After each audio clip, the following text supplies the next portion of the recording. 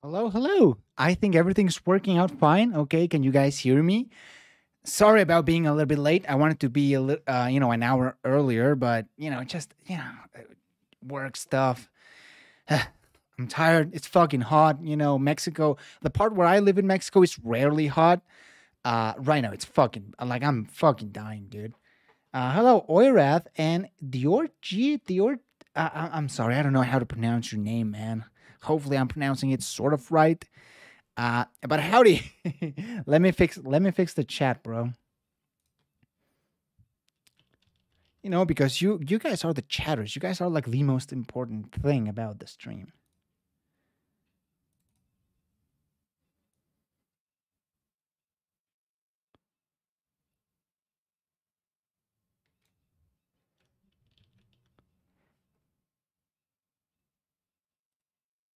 Yeah, but your description still has the message from last stream. Oh, really? All right. It was like 23 degrees in Germany for most of the day. I mean, that sounds pretty good. I guess for like German standards, that must be a little bit hot. But man, that sounds fabulous. We've been like 29, 30 degrees here in Mexico. It's been whew. All right, let's. Oh yeah, today I'll be playing for the first time GeoGuessr. Uh, let's just copy the title for now. I always modify the title.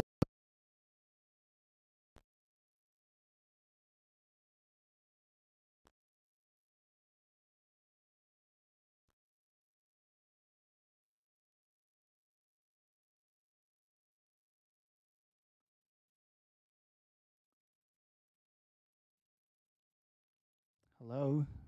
Okay, there we go. I'm sorry. I think the audio cut out for a second. But hello, hello, welcome. We don't have AC.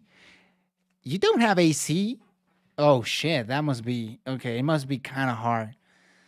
Uh, but you guys have heating, right? They don't come in the same. Well, no, they don't come in the same package. That's true though. Must be pretty hard, especially if you guys are in Germany. They must be used to like kind of cooler weather. I don't know. Maybe in like southern Germany gets a little hotter. But today we have a super interesting stream. I have videos that I am so excited to watch. I almost watched one of these, because I was so excited. We've got one from Real Life Lore. It's why Spain. Basically, the same video we watched last time with France, but now it's Spain. Why 70% of Spain is empty.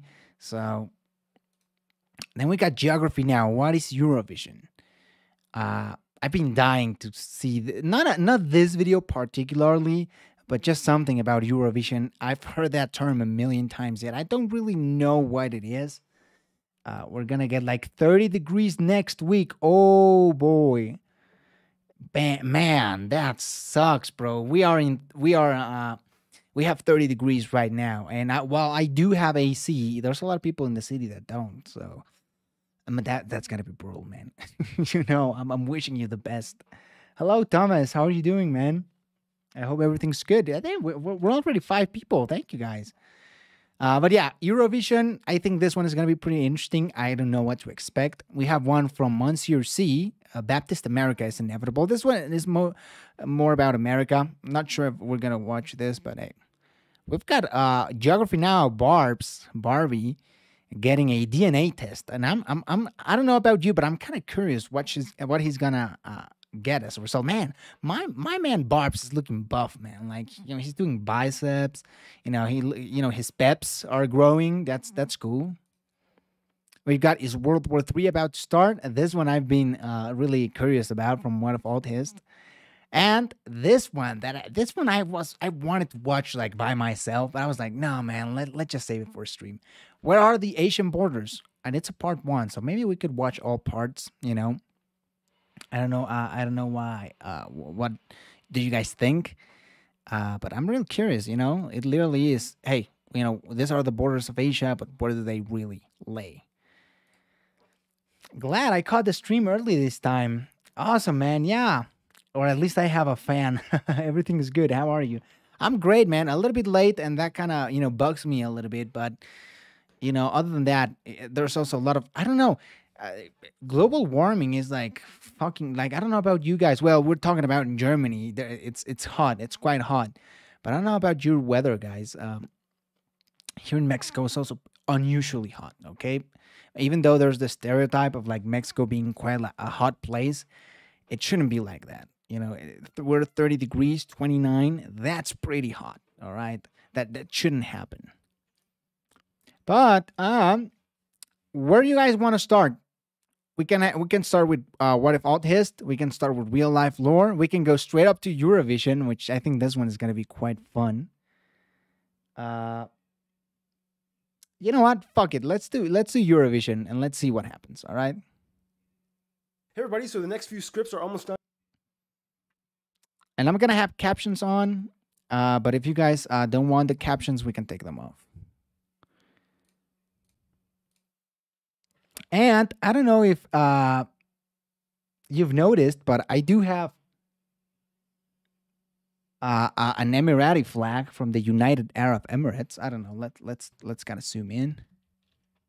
There we go. There's the flag, and you know that's from my mom. She just returned from her trip to the UAE. It was a cool trip, and yeah, that's it. It's just Done being written. We're gonna film this week, so that means this is round 2 of filler week. I asked you guys on Facebook, Twitter, and Instagram what are some topics you would like me to cover on filler week. Last one was the World Cup, and this time it's gonna be, by popular demand, Eurovision. By the way, guys, I have a little bit of a so Eurovision. I really have just no idea what that is. I'm guessing it's just some sort of singing competition with contestants from other countries.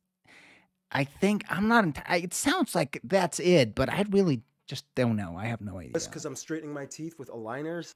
Like that. This is what I'm using. I did not want to watch that, Barbs, but thanks for that. Denmark, and back then they were actually hosting Eurovision. I had no idea what it was, and then when I saw it, I was like, wow, this is a not a fan of Eurovision, to be honest. Damn, why, bro? I mean, it sounds like it's a fucking Today huge... we answer the question, what is Eurovision? Explained by the perfect candidate, me, an American. Yeah, American. that's fucking hilarious, Logic! Bro. Now, if you really want to know what Europeans think of each other, don't watch the news or read an article on history. Just watch Eurovision. Yeah, that's true. There's got to be a lot of beef between the countries, you know, like, I don't know, France and the UK, maybe, you know, like, that's when you, I think he's right, you know, that's when you got to know. Alliances, though, before we get into this video is a sponsored video, which is good because I need to buy a new sponsoring this combined friends. I mean, go support the original creator, obviously. And you can get a with video game compass out, so geographic education, despite the is Eurovision. Well, first of all, specifically, it's the Eurovision Song Contest. Eurovision is actually the name of the network in Switzerland that kind of started the whole thing. Second of all, in the shortest way I can summarize it, it's like the longest running, most watched singing competition in the world, held in May with... Hello there, what are we watching? We're watching, what is Eurovision, literally? I just learned about Eurovision last year, and I got hooked on it. Really? I mean, maybe I'm gonna get hooked. I don't know. Has Eurovision this year happened? You know, I guess because of COVID, probably didn't happen, you know, a couple of years ago. Most of the music is trash, really. I mean, yeah, a lot of it is trash, but the good songs go hard. What are you guys talking about? Sometimes lasting up to 4 hours. It involves mostly all of the countries in Europe and a few that aren't even in it as well. Literally, wait. Was that Australia? Hours. It involves mostly... Okay, well, I mean, Greenland is not in it, but Australia is. Interesting. And I here's Israel. I think let's take the fucking captions off. Israel is on it. Red entered but withdrew. Morocco? Okay, and Liechtenstein is not in it. You got the Vatican. Is this the Vatican? Oh, man, you know. All of the countries in Europe. Russia's not in it this year. In it as well. Literally every country in Europe except for Liechtenstein and, no surprise, Vatican City has competed at least once in the competition. Can you imagine a Vatican? Yeah, like a cardinal singing. That'd be pretty funny, though. I would pay to see that. I mean, there's young cardinals out there, aren't they? I mean, maybe one of them competing can, in you the know. competition. Who knows? Maybe one day. I mean, Europe is pretty surprising. So how Yeah. did it all begin? Basically, back Russia's in the not in it 1950s, this year. Europe had to That's figure out a way to good. make everybody cool with each other after World War II. So, no shocker, God. Europe's little rational psychiatrist Switzerland was like, hey, everyone likes music, so let's do a friendly little singing competition amongst each other to appease the masses. And it worked! Switzerland, the most neutral of all nations, hosted the first competition in Lugano with 7 countries. Okay, so there's actually a lot more context than I thought. It goes way back to World War II as a kind of way to like bring a little bit more fun to the continent after. I mean, not really. I mean, 1956. So quite a few years have happened, but still, you know, I mean, it counts.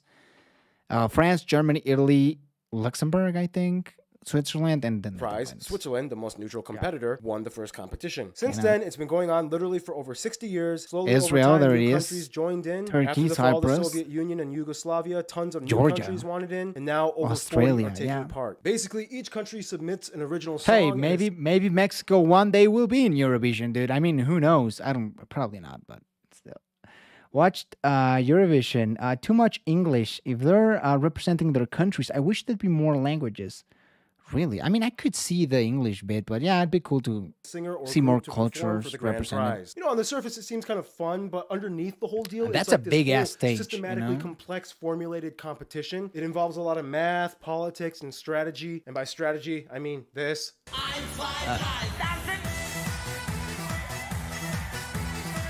The rules are always changing because they always find new problems, but for one, you get 3 minutes.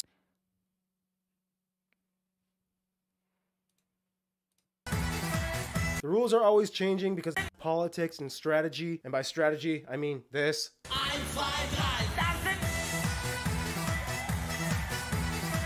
The rules are always... Okay, well... I'm guessing that's what you mean by trashy music, you know? What the fuck was that? Isn't it supposed to be a contest? Who's gonna vote for that? How are you gonna win with that kind of... Guys, I'm confused. I don't know what was that. It's changing because they always find new problems, but for one, you get 3 minutes to sing and you can choose whatever language you want. However, recently a lot of people have just chosen to sing in English. Belgium once trolled everybody by singing in a fake language twice. Really? And for some reason, Norway once sang in Swahili. Now, because they are the biggest financial contributors, there are 5 countries that automatically qualify. Hold up, can you like... That was pretty funny. Can you... Okay, I think I'm getting it. I'm guessing you can do like... You're allowed to do different things, you know, like maybe funny stunts. Every year. They are France, Germany, Spain, the UK, and Italy. Now you might think because these countries automatically qualify, that might be unfair. So to make up for it, these countries usually send in singers that like deliberately suck so they can kind of make up for the advantage.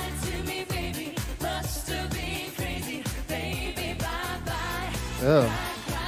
Yikes, yeah.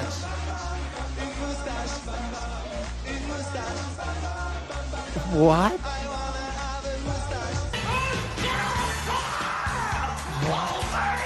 What is going on?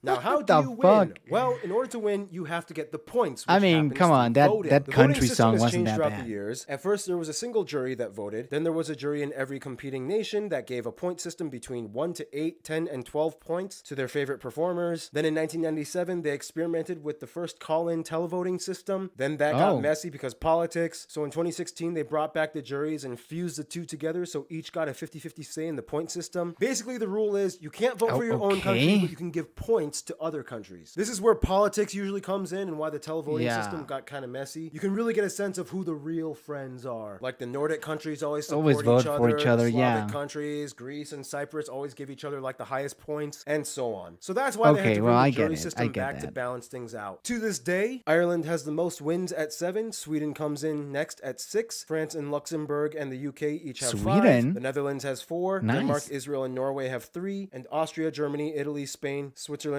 and the Ukraine each have My two. boy Otherwise, Spain, when it it's comes to not performances, performing pretty much anything well. goes. You can wear wacky costumes, use silly props, you can incorporate elements that illustrate your nation's culture or heritage, you can run around in a hamster wheel. You don't even have to use performers that are from your country. I mean, Celine Dion won in the 80s. She competed for Switzerland and she's from Canada. You can take the competition seriously or you can make a complete fool of yourself. And that's kind of the other thing that needs to be addressed, apparently from what I've been. Okay. Wow, this is a lot to take in, okay? So basically you can make a complete joke about your performance or like actually be serious and have Celine Dion perform for your country. So basically, I mean, people can't do whatever. Is that right? Do you guys have any crazy anecdotes about Eurovision? I mean, I hope he shows more clips. Eurovision don't even want to win Eurovision, as in they deliberately suck so that they can lose. Now, why would you want to lose Eurovision? Yeah. Because according to the rules, the winning country of Eurovision has to host.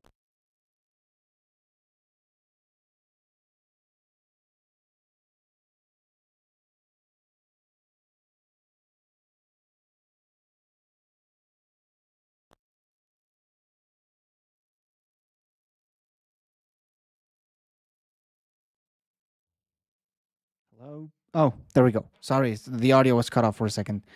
Host the next Eurovision. Hosting a Eurovision is like hosting a little mini Olympics. It The costs World a Cup, lot yeah. of money and taxes to accommodate such a huge event that gets bigger and bigger every year. Kind of like the World Cup, isn't it? Troll contestants come in. Every year there are so many please. with like over the top. I hope he shows the clips, man. We are the winners of Eurovision. What's up with the mix again? Does it sound weird? I don't know. The microphone is very sensitive. I might have to change the little thing out there. But yeah, the chat. Yeah. Campy, horribly constructed performances, and it's one of the biggest appeals to watching Eurovision. Everybody wants to see the trolls, and it's almost like there's an art to it.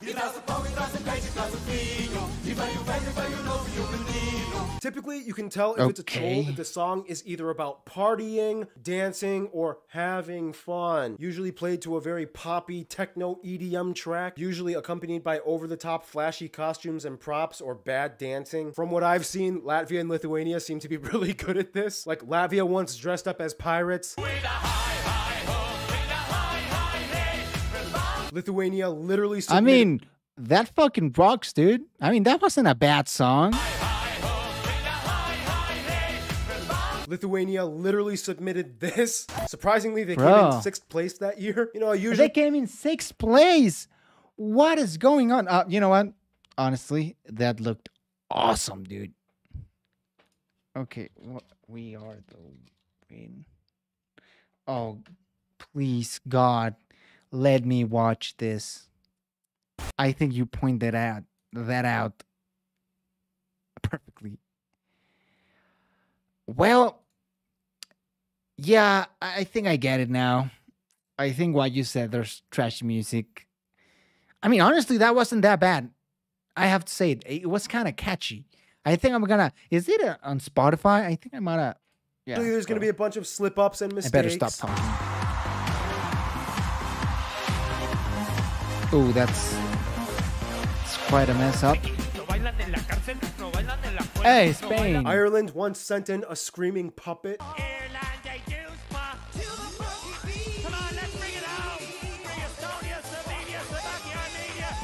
The singing can get pretty intense. Albania. Oh, jeez. Romania. Oh, and the lyrics. Sometimes they're just genius.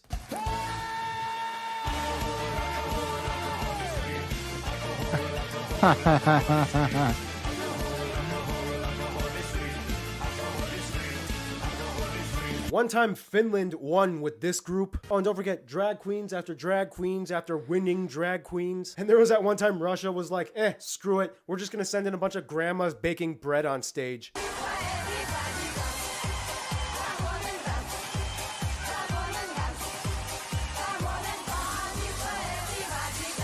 And they actually got second place. Second The place? Eurovision Song Contest is like Europe's complete musical battle royale that brings in the entire continent, plus some other countries that are not part of their continent. Which begs the question, do I think the USA should take part in Eurovision? No, absolutely not. For one, we're not part of Europe. Second, we'd probably ruin it. Like, seriously. I'm very doubtful any Europeans would be ecstatic to... What do you guys think? Do you guys would like America to compete? Probably not. That's what I'm guessing. But what do you guys think about countries like Australia competing? Like, they're not Europe, so I guess they're there as honorary members, probably. But yeah, probably you guys don't want America.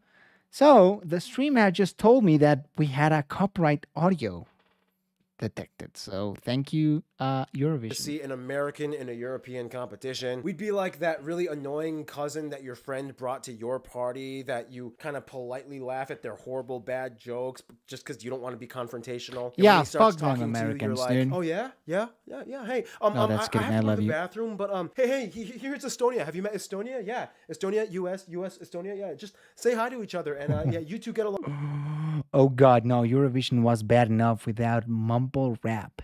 Rest in peace.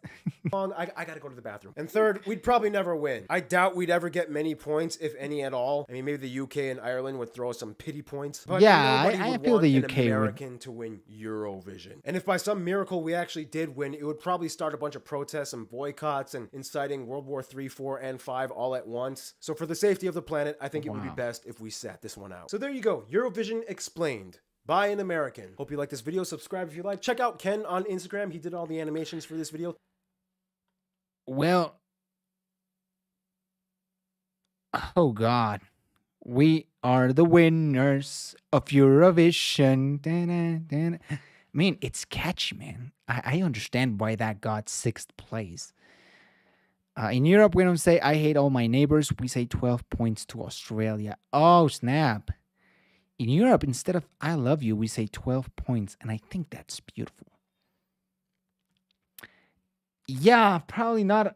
Probably wouldn't be a great thing for America to be on Eurovision. But hey, this was quite the experience. I think I think I'm still pretty confused about Eurovision. But I think I now understand it just a little bit better. So, hey, you know, what you gonna do about that? Shall we watch real life? Hey, if we're already watching geography now, let's watch my guy Barbs get his DNA heritage test. So, I got my test results back. All right, so I got my test results back. So this is gonna be an interesting filler week. What is my heritage? It's gonna be about me. So a long time ago, Geography Ben hit me up and he works for myheritage.com. I want to get one of these. For Fan Friday. I think it'd be hella interesting because I have no fucking clue what I am. There is a coupon link in the description of this box and you can use the coupon code because, you know, I'm a brown boy, all right? Olive skin, like dark olive skin, not really like hugely olive. Hazel eyes, dark hair, you know, and Mexican is not a race. So I think it'd be pretty interesting to see what I get. You know, probably like 30% indigenous, 70% Spaniard. I know there's some Slavic thrown in there.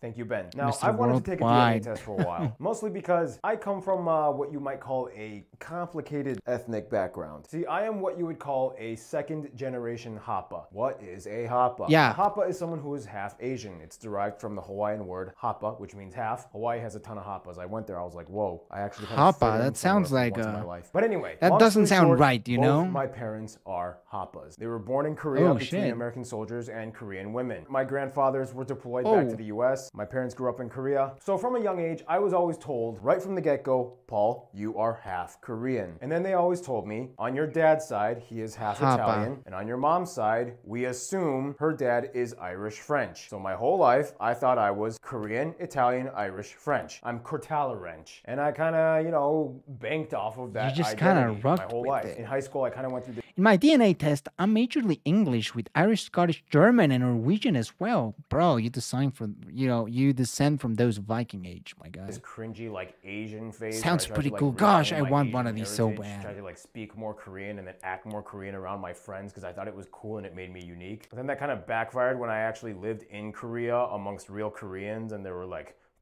바보 같은 씹새끼야. 넌 한국 사람 아니야. 넌 외국인이야. So that whole part of my life was like, yeah, oh yeah, there's a huge phenomenon which with Mexican Americans, there's a phrase, I think, not from here and not from there. In Spanish is ni de aquí ni de allá. Basically, that symbolizes the feeling that a lot of Mexican Americans have, because when they're in America, they feel like they're not from America. You know, they feel like they're treated as foreigners. And then when they come to Mexico, it's like, well, I mean, you're an American. Like, you're not from here, bro. So I kind of understand the feeling. And my boy I mean, he looks swollen as hell. 넌 한국 사람 아니야. 넌 외국인이야. So that has he always looked like this? I mean, he looks swollen, my guy. He's taking some of that juice. I don't know. He looks buff, bro. I mean, part of my life was like, we have similar things, but Turkish Germans. Oh, we have similar thing with Turkish and Germans. My dad was very lucky though. As he got older, he actually found his biological father, and they reunited after. As all we were in these the years. news. And before Wow. my dad passed away, he was able to meet the whole family, which was crazy. Wow. Some of them are straight up like, I even did the heritage trip where I went to that one town where all my Italian ancestors came from. You know, the lady in the house was like super baparabupi Italian. You know, she like served us coffee in a mocha pot. According to the story, I was told my great-grandfather was like in the mafia, and then he left the mafia because his wife was like, I'm gonna leave you if you keep doing the mafia. So he stopped mafia-ing, and then he ran away to California and became an Italian organ grinder street performer with a monkey. I don't know how he got the monkey. Maybe it was part of his severance package. How did you get the monkey? The point is, I come from monkey people. Mom's side is a little more obscured with enigma. I come from monkey people. Probably not the best thing to say, Barbs, but hey. She never reunited with her biological father shortly after she was born. He was deployed back to the U.S. All I know is I'm Czech and German, and the rest is unknown. No clue what percentage. Be interesting. Soldiers were not allowed to marry to Korean know women back in the those exact days percentages, because it was bro. fear of espionage. Maybe you get a And surprise. plus it was post-war era, so you couldn't go back to a place that was recovering from war. Complicated. But my mom was told her biological father was Irish and French. You know, it's kind of interesting because out of all the pieces of my heritage, the one I've always kind of been a little bit more drawn into has always been the French side. Weirdly enough. I don't know, just something about the culture and the people and the food and the fact that they were able to establish this empire across 13 regions of the world and manifest this francophonie community. I mean, not to brag or anything, dude, but the Spanish also did the same. And the British did it bigger, so hey. Et j'ai passé plus de temps à apprendre le français. Je peux le parler mieux que je Yeah, parle we get it. coréen. We get it, dude. You guys know I'm kind of a little bit of a francophile. Going into this DNA test, I was kind of hoping, look, I don't really care what the percentages are. I just hope I'm at least a little bit French. At least Come a little on. French. I gotta have at least a little bit, please. I mean, not trying to like sidestep. He looks very interesting, like his phenotype, his look, just very interesting. I actually thought he was Hispanic when I like first started watching his videos, because he said he was in LA and he kind of looks Hispanic. So I was like, hey, you know, this guy's probably Mexican. But no, it turns out he has quite a diverse background. Italian, Korean, French, stuff. Irish. I mean, just, I don't know, something about I'm just drawn into the French stuff. So I took the test, and very interesting. Show us. I'm going to show you guys what the test All I said. know is so I'm German. First off, let's go to the LOL. continent where I am most confident in, Asia. I mean, there's really nothing to question there. I mean, both my grandmas are straight up Korean. I know there's a little bit of questionable stuff on my grandma on my mom's side because she said she had like a grandfather that had red hair and blue eyes. I don't know. But if you look at both my grandmas, they're super Korean. I can't question my grandmothers. So I took the test. And this is what it says for Asia. 25.2% Japanese Korean. Oh, First of all, shit. 25.2%? What? I thought Korean obviously would be the biggest, but I'm only half of what I thought I was. I'm like 25.2% 25%. Korean / Holy shit! Yeah, because both of his parents are like half Korean. So by definition, you would think that he'd be half Korean. But wow, only 1/4. What a big surprise. My best friend is half Turkish and half English. Some people get confused because his surname is Turkish, but he looks white as hell. I think there's a lot of people who are from Turkey that have like really like blonde hair, blue eyes sometimes. It's kind of, it can get confusing. They get lumped together because, you know, DNA stuff, but whatever. The point is, that's substantially lower than what I thought it would be. What is the rest of Asia? Apparently, Chinese Vietnamese, 17.8%, Central Asian, 9.2%. It's kind of like, okay, let's think of it. Chinese and Vietnamese, holy crap, 17.8%. Damn. That's a lot. And he had no idea. 0.8%. Central Asian, And Central Asia too, you it's know. kind of like, okay, let's think of it. If you think of history, you know, of course, okay, like Genghis Khan, you know, all those dynasties, they kind of like had babies with everybody, and you're going to get some kind of genetic admixture amongst Asia, especially East Asia, you know, like Koreans, Mongolians, Chinese, yeah. They're all going to kind of have some kind of mixture amongst each other. I get that. But this is pretty cool too. It's lots of Koreans in the Jilin province in China. Like Central Asia, so like Kazakhstan, Uzbekistan, all that stuff over there. So that means I could potentially have a little bit of Turkic heritage, or maybe even a little bit of Persian. Who knows? All that stuff over there, Central Asia. Maybe one of my great-great-grandmothers was like playing around with Genghis Khan. Who knows? All right. So now I let's could move see on to him the next having continent Persian, that I was fairly you know, confident that I had heritage in. Europe, because you know both my parents were mixed between Caucasian Americans and Korean women. So Europe. Now again, I was told I was always Italian, Irish, and French. Pretty confident with the Italian some stuff's gotta go there. So I figured Italian was probably going to be the largest percentage. From there, mom's side, a little shrouded in mystery. Wasn't exactly sure what to expect, but I was pretty confident in Italian. I take the test, and this is what it says. Oh, I got Italian, but only 6.6%. And it's not even the largest one. Now, here's where things get a little crazy. So then, the next largest one, I'm pretty sure I got this from my mom's side. Irish, Scottish, Welsh, 8.8%. And then English, 6.5. English, Irish people, they mix a lot. So, okay, I didn't expect that, but is he gonna be like Scandinavian? Then it turns out I don't even have any French. Not even 1%. Oh, what a bummer. Damn. You know, you gotta feel sad for my boy Barbs. Not even a freaking percent, you know, not even at like a 0.1%. Damn. That's sad. Like, even I think I'm probably more French. One of my grandmas has a French surname. So even I probably have like 1% French. Man, you gotta feel bad. Not even half of 1%. I'm not even anything French. Unless you want to consider the Brittany region of France, which is technically considered part of the Celtic genetic haploid group, whatever you call it. If that's sure, why not? Desperate, reachy default, I could claim I'm kind of maybe French if it's the Brittany province. But other than that, I didn't get anything from France. But get this. This is what I got instead. This is the largest percentage. Oh, is he gonna be Scandinavian? Yeah. 11%. Scandinavian? I did not see that coming. I'm a Viking? Literally, after I got this, yeah, that's a huge shocker. I mean, my man is swollen, but I don't know if he looks like a Viking, really, to be. I mean, not to offend him, but doesn't really look like a Viking. He doesn't have that Viking look. But 11%, that's something. I called up everybody that I knew that was Scandinavia. I called up the Swedish people in the Swedish episode. I called up Jonas and Carolina. I hit up my buddy Gus. I'm like, hey, guess what? I'm a Viking. So this is where I thought the story would end. It did not. Oh, apparently, Africa? This was probably the biggest shocker. I kept Native American around, and apparently Africa. I got 13.6% Sephardic Jewish North African. Whoa. What? I'm African! Now granted, okay, Sephardic Jewish North African, usually that applies to like the Arabized community or like North African Maghrebi people. But, let's... I mean, he does look kind of North African if you ask me, but hey, a lot of people look like that. What do you guys think I look like? You know, it's always a question. Do I look Middle Eastern? I feel like kind of look a little bit Turkish. I don't know. I always thought a lot of things, you know, Southern Spaniard, Arab, a lot of things. Wasn't a comment in the original video, but a lot of Viking settlements and raids in the Isles.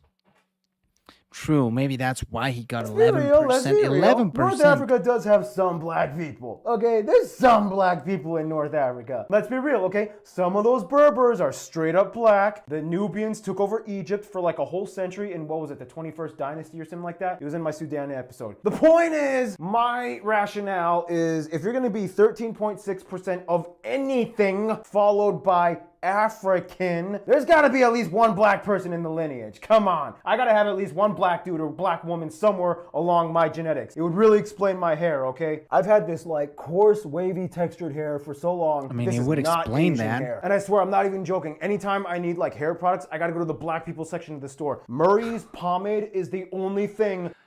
Oh boy, this is so American, dude. The black people section in the store. I mean, that sounds horrible, but I guess for I've seen for like African American women who like do need some extra products for their hair. That's still kind of a weird thing to say. If I'm not mistaken, aren't there many people of Spanish descent that have North African descent because of the Moors? True, you're 100% right. A lot of Spanish people do have Arab ancestry. So hey, who knows? I might think I'm just like Spanish and native, but I might have like a little native percentage, and then I have like a huge North African percentage. I might be 50% Spanish and like 50% native and North African. So gosh, who knows? That's what I want to do a test, bro. It'd be interesting. But I don't know if any of these ship to Mexico. That works on my hair. It's got the two people with afros on it, the good stuff. This is my favorite hair product. It's the only thing that works on my hair. I don't know. I'm just saying. 13.6%. That's like a seventh of my genetic makeup. Come on. I know there's a little black. I can feel something black. It's like, okay, that came out wrong. And Sephardic Jewish, like, I guess I'm Jewish. Literally, I hit up Keith and I'm like, haha, Mazel Tov. But I'm pretty sure this has to be from my dad's side because, Southern Italians, they mixed in a lot with the Mediterranean and North African Yeah, that's probably the case. Especially during Roman Empire Spanish times. people. If it's on the patrilineal side, then I don't know if I'm allowed to claim Jewish hair lineage because it's like matrilineal. I don't know. I don't think I'm allowed to have a bar mitzvah. I don't know how it works, but I love matzo ball soup and gefilte fish. I'm obsessed with that stuff. I'm excited, I don't know how, dude. I just want to do a test Who knows? myself. I might even be boy. I might be a little bit Berber. Who I'm knows? so jealous, Either way, dude. that is awesome. Yeah, that sounds So this is weird. where I thought the story would end. He's really But working it for still that pass. didn't. There's one thing. He's really working for that pass. I know, right? Left. 1.3% Native American. I don't know where this came from. Most likely my mom's side, because we don't know anything about my mom's side. Wow. Here's the thing: a lot of Americans have at least a little bit of genetic admixture with the Native Americans because that's just kind of how things happened over time. So yeah, that also surprised me. Wow, that's crazy. Without even trying, I already beat Elizabeth Warren. Cheap shot. Granted, these DNA tests are not always completely accurate. Elizabeth Warren is an American politician that claimed in university that she was Native American, and although, let's look at a picture of her. Elizabeth Olsen, no. Have y'all seen the Doctor Strange movie? Yeah, so this is the U.S. senator that she claimed to be some percentage of Native American, and as you can see, she's white as fuck, dude. I mean, she's whiter than white. So, and yeah, she claimed to be Native American. That's where the joke comes. Oh, we got a comment. Oh. There is a margin of error, but that sounds weird. If this is in any way accurate, then that means I'm made up of 4 continents. That isn't. I thought it was only 2, but apparently, I guess there's 4. I don't know. It kind of makes me feel like this kind of solidifies the fact that maybe I am meant to be in the geography world. Who knows? So basically, hey, I'm baby, Black Jew, Samurai, Viking, Pocahontas. Yeah, that's gonna get me canceled on so many levels. But you can't, because it's literally who I am. I can say it if I am these things. Oh, the point is, this was awesome. This was fun. Who knows? If you are from any of these areas of the world, maybe I'm your cousin. This was fun. Hope you guys have a good one. Stay cool. Stay tuned. So, right. I mean, hey, that was fun. Not gonna lie. And I am super jealous. So does he have, okay. So here's the link, all right, to like the DNA tests. Oh, wait. I think you might be able to ship this to Mexico. The website is in Spanish, and the price is in Mexican pesos.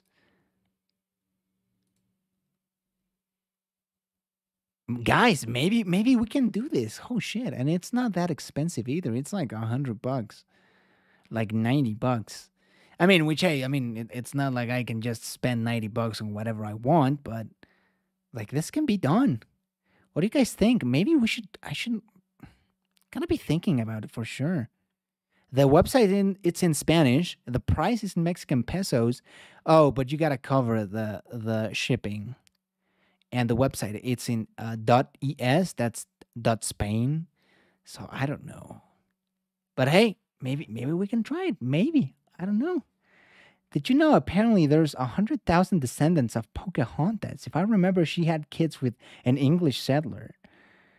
Damn, I didn't knew that. Not at all, bro. But hey, that's like one of those interesting history facts about people that had like a lot of children. Not sure how accurate these DNA tests are. Be careful about which company you used based off your genetic background, as different companies have different samples. That's very true, though. Plus, I'm also worried about the information stuff. You know, like giving my genetic information to a company doesn't make me too excited.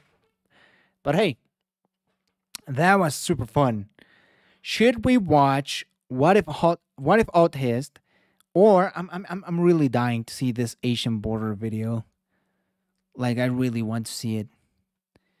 Fuck it, let's just do it. I'm sorry. I'm sorry if you wanted to watch. No, okay. You know, let's watch this at the end because I'm guessing there's like a part 2. So let's watch this at the end, and let's watch What If Autist. One of my favorite content creators. What If Autist has really become a favorite content creator of mine. His stuff is so not only so creative, but also so correct. Doesn't mean that I always agree with what he has to say, but I think he just says a lot of stuff that's at the very least very smart. So, Ever since the Ukraine crisis, people have been asking you what the chances are that this war escalates into something bigger. None. The world's been stuck in a fever pitch of worrying if the war to end all wars will happen in our time. This video will be a breakdown on my part of I really what are don't the think chances so. that we could get the next world war. If a war were to break out as well, how bad would it get? The answers may unalterably change our lives.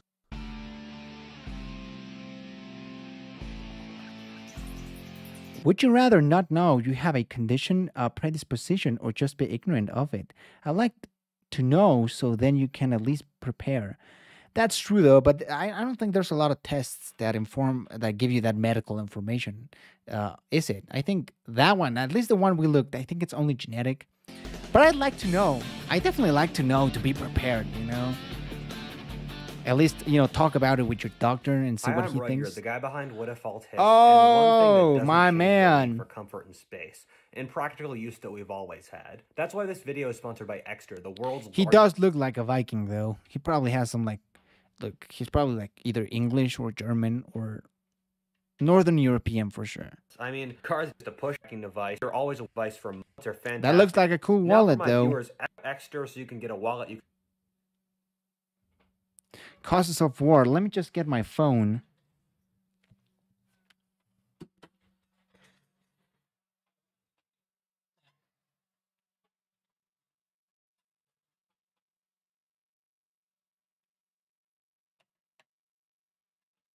Okay, I just want to charge my phone. Given that this is a politics and history channel, I've Look at all of his videos. The crisis of the 21st century. Is China the next world power? 6 countries that will be superpowers by 2080. 5 countries that will collapse by 2040. Is America crazy now? So he talks a lot about future wars and great a lot of in future videos. wars. I'm just going to briefly summarize the factors I've talked about before here Water. to create a picture of what could be driving the world. Definitely one of them. War. The best way to describe it is that the world is in a constant struggle between the world as it really exists and the institutions humans make to manage it. The problem we run into is that the institutions we use to manage our world were largely created at the end of World War II, while the world we live in has changed a tremendous amount since then. Wars are natural to human history and the world order. You can repress them and the necessary changes to the world order that come with them, but they have to come out at some point. The easiest trend to look at, and the one I've talked about the most ad nauseum before on this show, but... I don't know. I mean, I don't like the idea of war. I honestly wouldn't fight for my country, you know? Like, I wouldn't fight for Mexico. Like, fuck Mexico, dude. Someone come and invade here. Like, I fucking hate it. But it's just a horrible, you know, like, just the thought of fighting a war. It's pretty horrific. Only since it's the most pertinent factor in world today is that due to globalization, we're seeing a remarkable amount of competition over the world order that's gradually breaking it. There's a reason that there are riots and dissatisfaction in France, India, China, America, or Canada now.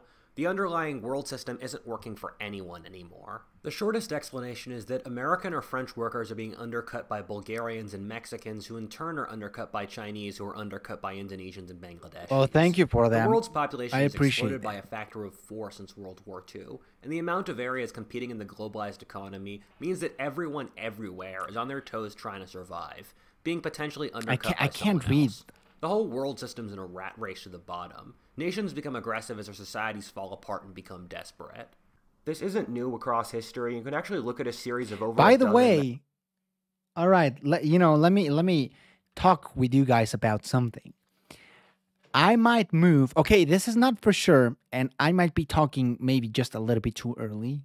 But if you guys want to know a little bit more about my life, I might. It's not for sure. In fact, it's definitely not even close to happen, but it's a possibility that I might be living in the United Arab Emirates in Abu Dhabi, not in Dubai, in Abu Dhabi. So that's just a possibility. All right, there are some options that I have to move there, and hey, who knows? Maybe I could be streaming from the Arab Emirates.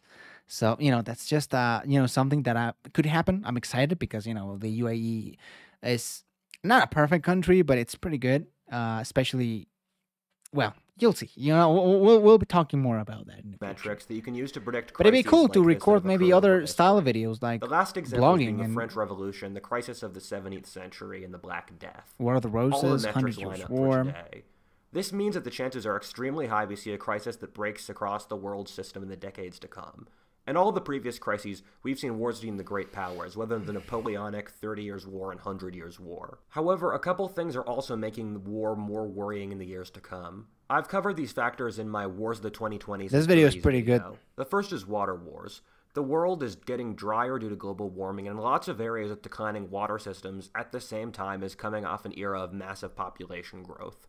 Nations are trying to grab water for geostrategic reasons, with Turkey damming up rivers flowing into Iraq, China, hey brother, everything's good. How are you doing? India's water supply, and similar problems in Central Asia. For a lot of countries involved, the water is necessary for their survival as nations. India, a nation with a restless and overpopulated farmer population, is already struggling with water as is, and is the area I'm most worried about.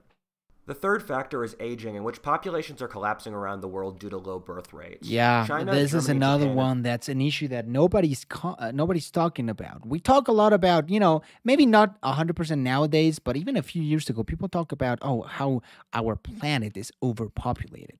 But nobody really seems to talk about the aging population, especially what you guys are facing in Europe. I mean, it's almost kind of scary to think about because it's a problem that's very hard to fix. And Russia's populations are projected to have over the next So yeah, 70. this one's out of the fucking worst. The one about water, that's probably the scariest stuff of them all. Imagine having a war because of water. That's fucking scary, dude. That and of course aging, which again something that can't be really solved. Eastern Europe. Aging of this degree is unprecedented and will murder nations' economies as the elderly take up more money to support them, which leaves decreasing amounts of... We have good natality in France, that's true though, but a lot of it does depend on immigrants, doesn't it? ...young with less and less. This creates a death spiral. The reason Russia and China are being so aggressive right now is to raid against the dying light for their societies fall apart due to aging. Finally, the balance of power and social systems that were created at the end of the Second World War, whether the American guarantorship of the world order, the U.S. dollar hegemony, the managerial... Yeah, I mean, the fact that America is gonna decline as a world power, that's also pretty bad. Like, hey, listen, I'm Mexican, all right? It's not like we're gonna have some effect over this because we're always gonna be their neighbors. But for countries in Africa, for example, that lack of American influence is going to come combated with more Chinese influence.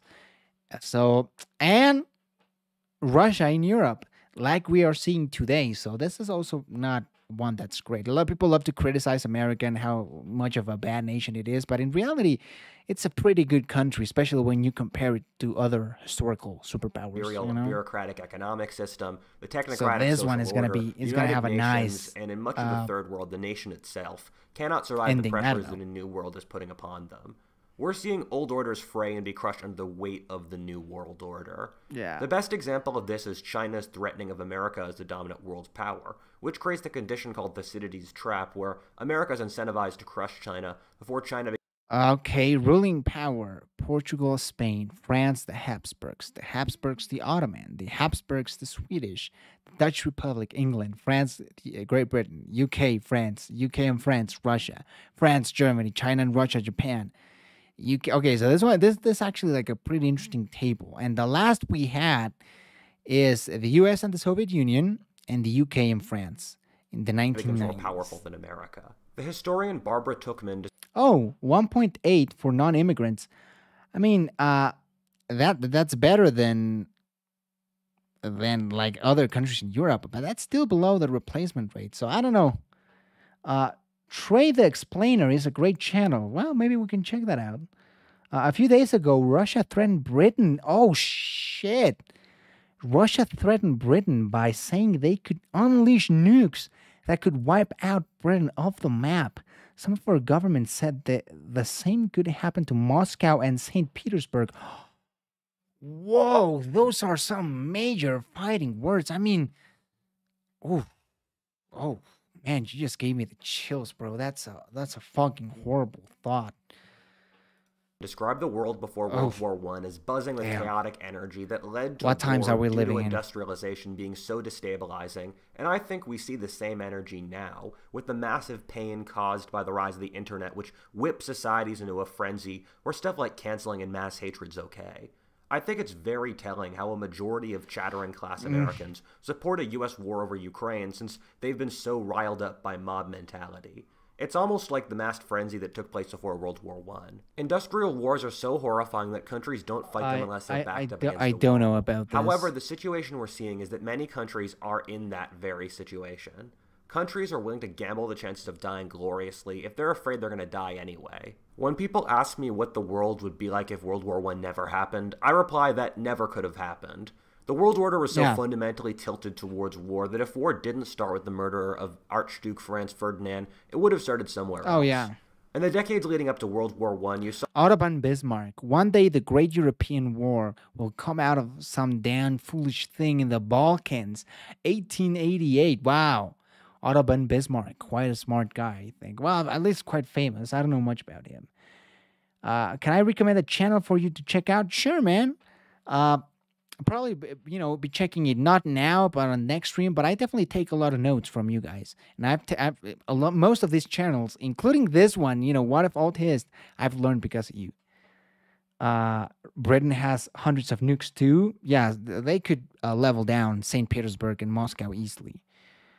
Extra Credit has a series on Otto Bismarck. It's great. Probably be checking that out. Russia should remember that the last time we went at war against them, they had to burn their own capital. Oh, snap. Saw wars nearly break out over the islands. You're supporting your friends at the UK, huh? Germany, Morocco, the Congo, and a few other places.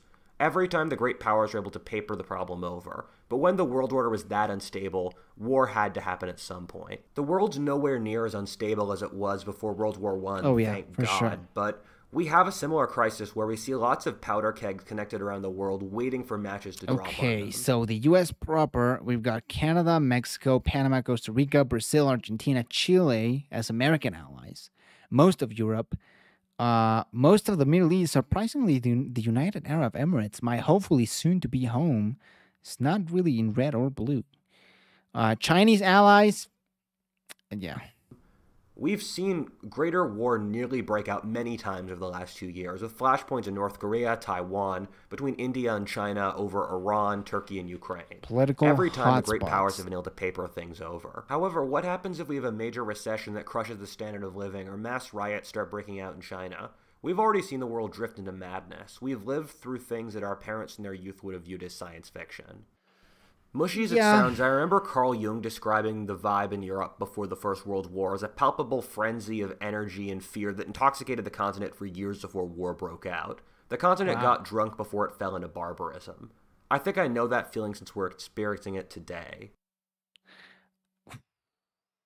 Why we might not I painted a horrible and lurid picture of how we might be able to dance to our graves. I think especially what you Thomas said about Russia and the UK threatening each other. Pretty scary though. How, bro? I'm gonna come back in 30 minutes for sure, bro. We're waiting. Napoleon III better than Bismarck. I will not elaborate. Oh shit. Soon to be home. How, bro? I think I might be getting a job there in the UAE. I'm not gonna say about what just now because I could get excited and maybe it doesn't happen and I'm just like, oh shit, guys, it didn't happen. But I might be getting a job. So it sounds pretty nice. A world war isn't the most, but it's not a sure thing. It's not a sure thing just yet. We experienced them in the 20th century were. The first major point to get across is that we're used to assuming total wars or epic struggles that are waged by entire nations with their whole energies are normal across history. Well, they're really not. We only have 2 eras of total wars across history.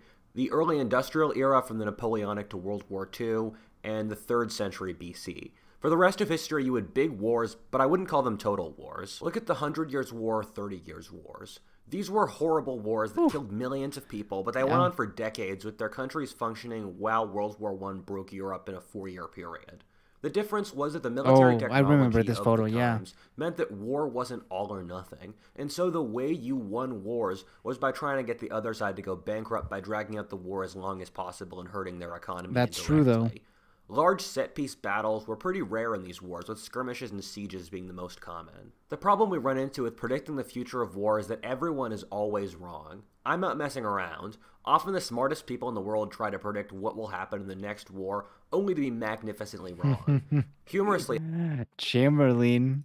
I think the best strategy might actually be just to predict the opposite of what How do you pronounce it? To get it right. Chamberlain? I'm kind of stuck between if the next war will be unimaginably horrifying due to advanced technology, or if technology is descaled war to make it less intensive. It's really impossible to know. The conflicts in Ukraine and the Middle East make it look like war has become less intensive, but in both cases, it's militaries that aren't very effective. When we've seen the crack U.S. Army fight in conflicts like Iraq, it's been able to blow conventional opponents out of the water with blitzkrieg precision. A couple factors determine the nature of the next war. The first is how aggressive and/or effective China is.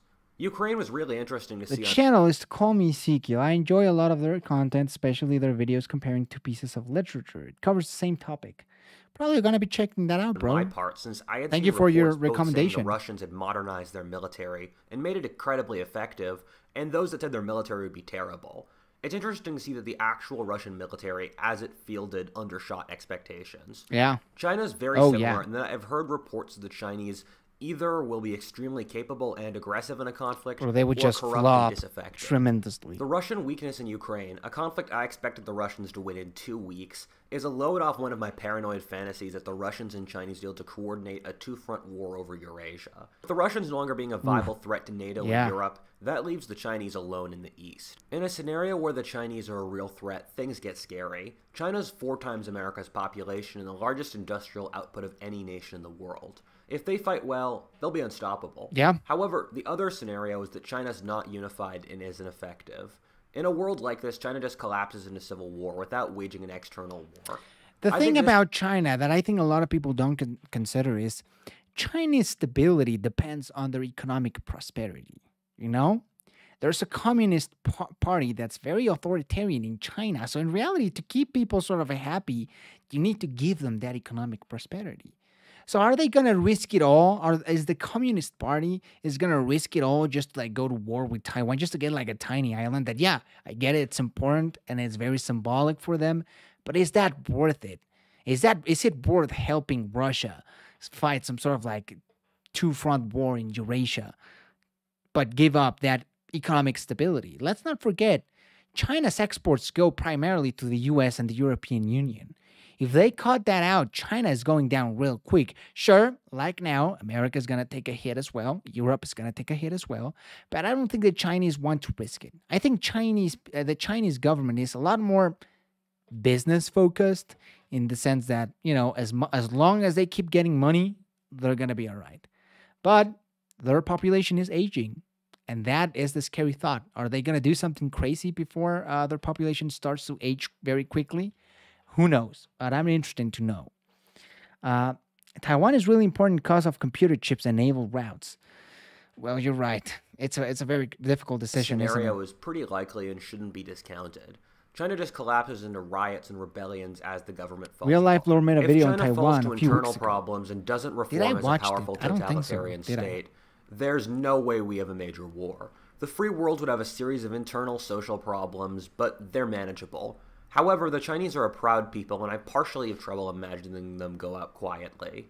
There are two important mitigating variables that make a legitimate world war less likely. The first being nuclear weapons. Although I think a conventional war could still happen with countries having nuclear weapons in the same way that poison gas was never used in World War II, I think even having them on the table makes world leaders think more carefully about starting major wars. Oh yeah, absolutely. This is a huge factor that needs to be emphasized, but it's really impossible to know how huge a factor it is. The second is that major wars normally happen when there's lots of young people. This is the case for the Napoleonic and World Wars. Most nations today have collapsing youth populations that make war very socially costly. Although I think a world war could easily happen, I don't think it's the most likely option due to these factors. What war would look like? When you're predicting the future, you're looking at different die roll chances. I think there's a small chance definitely won't invade Taiwan unless they get nukes or something. They'd lose basically their semiconductors, some trade embargoes, and lose hundreds of thousands of working-age men in the process of getting nukes, not if they already have nukes. Oh, shit. Well, I think China has nukes, so nothing goes wrong at all. The definitely old not world a order pretty is building up thought. to release, and it has to go somewhere. Likewise, I think the chances of an old-style World War II conflict are there, but they're in the minority. I think the most likely option is a conflict like the 30 Years' War. For those that don't know, the 30 Years' War was a conflict fought between basically every country in Europe from 1618 to 1648. This was caused by one of those social collapses I talked about earlier in the video, as practically every nation in Europe waged a war to keep their local social system intact, while also fighting a war with foreign powers. However, due to the underlying issues and stresses of the war, basically every country was fighting a civil war by the end of the conflict. The thing I find compelling at the 30 Years' War is that it's a model that allows a reset in the world system, while I think a world war model doesn't perfectly fit for the present. What seems more in keeping with the spirit of our times? The world wars were fought on the tails of large, earnest, young populations mobilized by the recent Industrial Revolution, and I just don't see those factors being there today. In the 30 Years' War, nations fought through proxy by funding allies waging economic war with the others, trying to destroy other countries' societies, while nations themselves were torn by massive class, ideological, political, and social divisions. The Holy Roman Empire, dude. If we're using the 30 Years' War as a proxy for a future conflict, it would look like this. Again, the chances of anything you can think of imagining are pretty low, and the chances of something you can't even imagine happening are the highest. But this is a potential scenario that might not even be the most likely scenario, but I think it's a compelling vision for what People said the same about Russia and Ukraine, though. Russia conquers Ukraine after a nasty 3-month conflict. China, realizing the time is soon, invades Taiwan while the world is busy looking at Europe. America doesn't directly want to start a conflict with China, so blockades China of oil and all trade through the Straits of Malacca. China cannot survive as a nation without ocean-bearing trade, and so the Chinese attacked U.S. allies like Vietnam and eventually India. The Chinese support North Korean invasion of South Korea. The Chinese get assurances of a Russian invasion of Eastern Europe and NATO, which does not occur. Putin would like to see the Chinese and Americans fight each other to weakness. The conflict isn't a total war. It's a limited one with armies numbering in the millions, but no draft. The advantage lies with the infantry in this conflict, and the Chinese don't fight super effectively, so their armies get bogged down upon attacking their opponents. There are immense social pressures to draft, but all sides are worrying instituting a draft would result in revolts. Countries use social media to pump out lots of propaganda. The internet goes into a war frenzy. Yeah, a draft wouldn't be a popular thing for sure. So definitely, there's probably not going to be a draft. I'm pretty confident that the war is totally justified and necessary. America doesn't technically declare war on China per se, but millions of Americans are fighting in Asia with American allies. India, the great powers have Indonesia. agreements not to use nukes in case there are no bombings on countries proper. Countries instead use cyber and economic attacks. The Chinese pull out of the dollar system, which results in a... Ukraine is a lot easier to invade logistically, and still Russia managed to fail in logistics. True, I mean, Ukraine, for example, is pretty flat. There's not an ocean separating Ukraine. Laws to prevent dissent. An important factor is that we would see the breakdown of the global agricultural system. And we're seeing this today with a lot of analysts thinking we're going to have famine in much of the world by the end of this year. But The world agricultural system is very intertwined, and so political problems... Calorie import dependence. Gosh, please tell me Mexico is food secure. It's not. It's really not. Mexico imports 25 to 50% of its consumption. America exports 10 and 24 and 34. So hey, Argentina, Brazil, Uruguay, Paraguay, USA, Canada, please help us out. We really need you. Europe also, some parts of Europe seem to be very insecure of food. Portugal, Spain, Italy. Germany seems to be okay. France seems to be doing great. So yeah, that's result in mass look at Africa, and man. Inability to move fertilizer around and starvation. Rip Africa, fertilizer gets scarcer. This would just get Japan, remarkably bro. terrible. True, Joe. Yo, Japan. I think we saw a video. I don't know if we saw it on stream or in a video, but there was a video of Japan by, I think, Real Life Lore explaining that basically you can't grow pretty much food in Japan. You know, that's pretty bad. More than 75% of their consumption comes from abroad.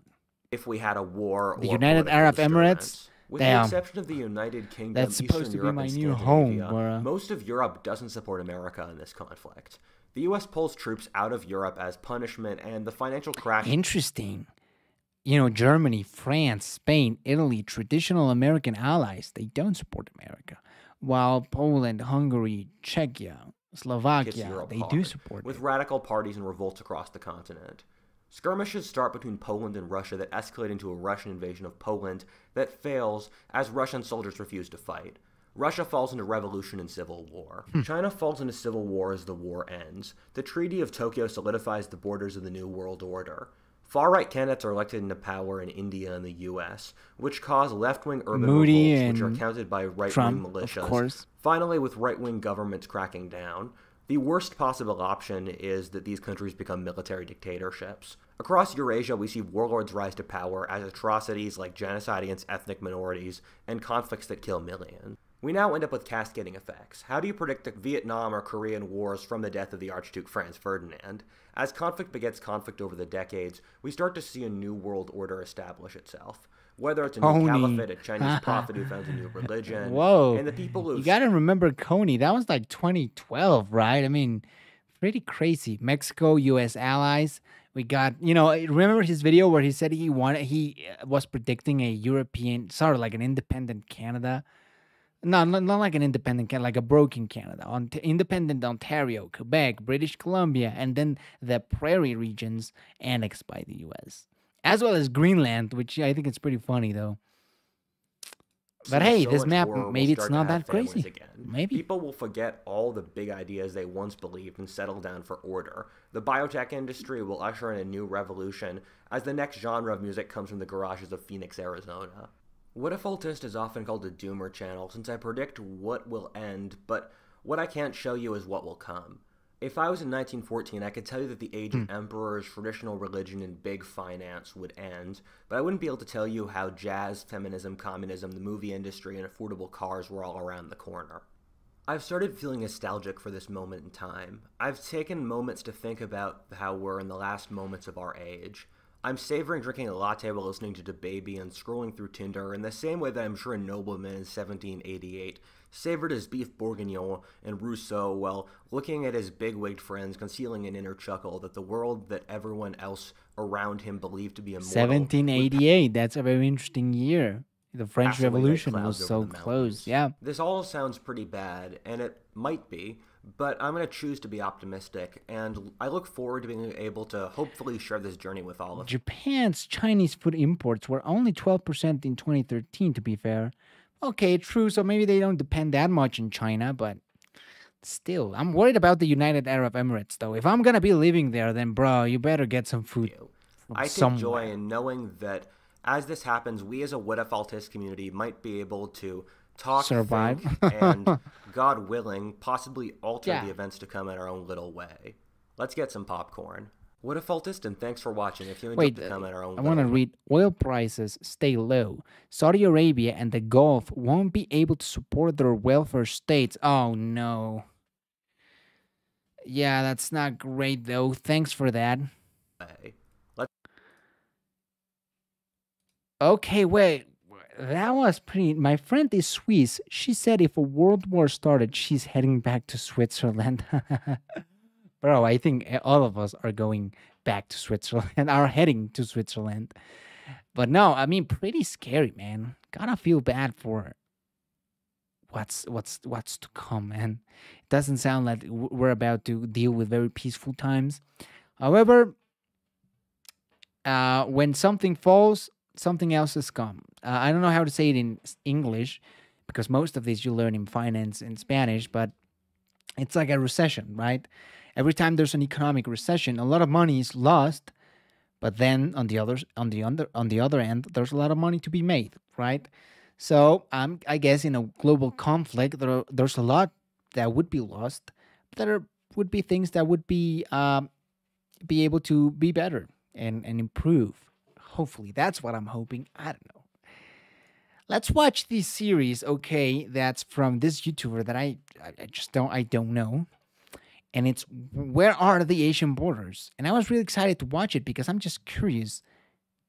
Yeah, where are the Asian borders? Especially here in this Eurasia part, where I think it goes between like Russia and Siberia, somewhere along here, but you don't know. Also, where does the Middle East really begin, and where does Africa, for example, begin? I think that probably be at the Suez Canal, and the whole situation between Asia and Oceania. I don't know about that. So let's play this video. Let me turn my AC on. Talking about, it's pretty fucking hot, bro. I swear to God.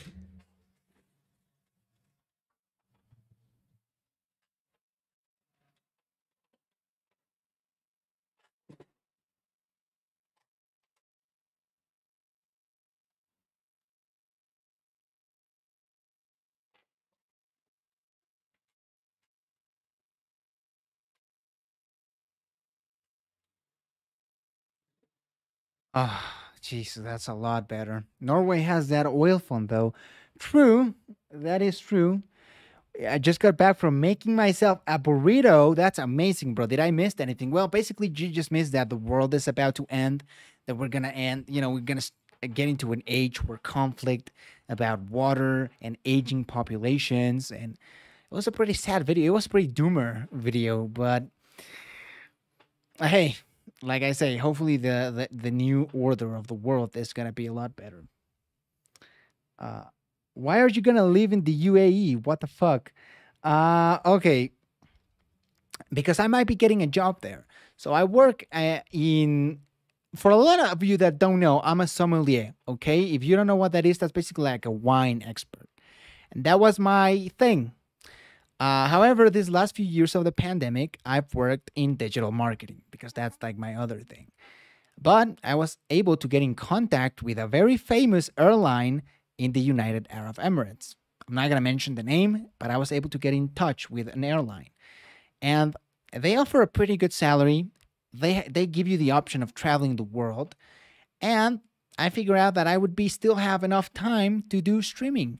So I don't know. I just want the chance to travel the world and live in the United Arab Emirates. And I thought I might be accepting that. It's not an offer. I'm still going to have to apply. And it's not a sure thing. I might be, but it's not for sure. But I think I have a pretty good shot. So I don't know. Maybe it'd be a cool experience. What do you guys think? Am I late?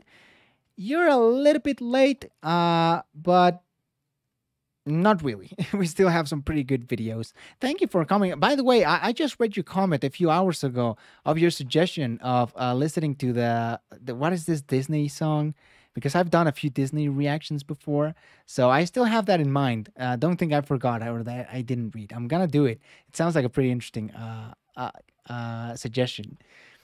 Like listening to this Disney song in Latin. So it's gonna be interesting. For sure, I'm gonna do it. Good for you. Me too. I'm gonna travel, but in Syria.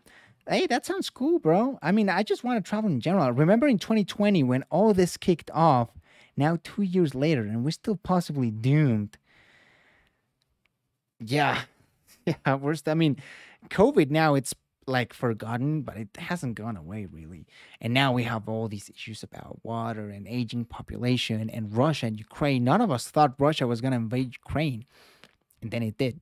So I don't know, man. Just we're gonna have some times, but yeah, thank you. Good for you.